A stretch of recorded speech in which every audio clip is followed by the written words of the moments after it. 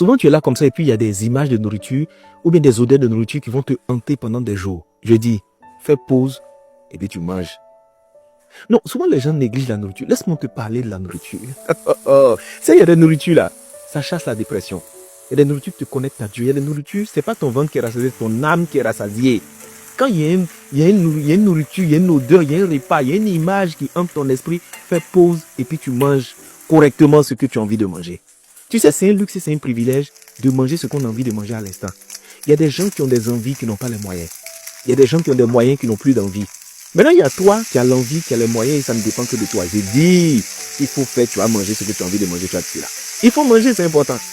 La nourriture, la boisson, c'est souvent négligé, pourtant ce sont des plaisirs de la vie que Dieu nous a donnés. Marier des gens qui aiment manger, des gens qui savent faire la cuisine. Je vous assure, ça ne règle pas tous les problèmes, mais ça règle une partie des problèmes. Et il y a des femmes, leur foyer ne tient que par rapport aux fourneaux et aux assiettes. Il faut qu'on vous aime pour quelque chose. Si c'est par rapport à la nourriture, tant mieux. Il y a des hommes qui rentrent dans la cuisine, toi-même tu commences à rendre gloire à Dieu de l'avoir rencontré dans ta vie. Tellement ce qu'il fait, c'est bon.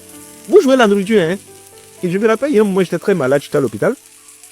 C'était dans un endroit là, on appelle ça le peut-être. C'est-à-dire, c'est pas trop sûr que tu vas t'en sortir, quoi.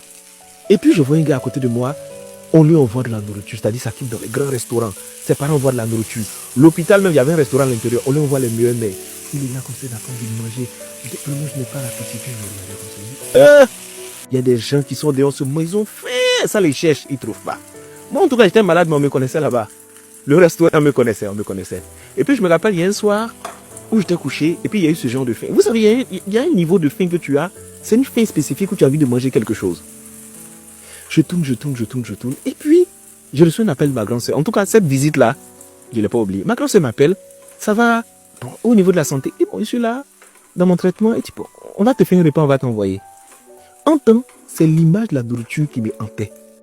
C'est-à-dire une soupe de pintade bien pimentée, avec bon abodjama. Aïe.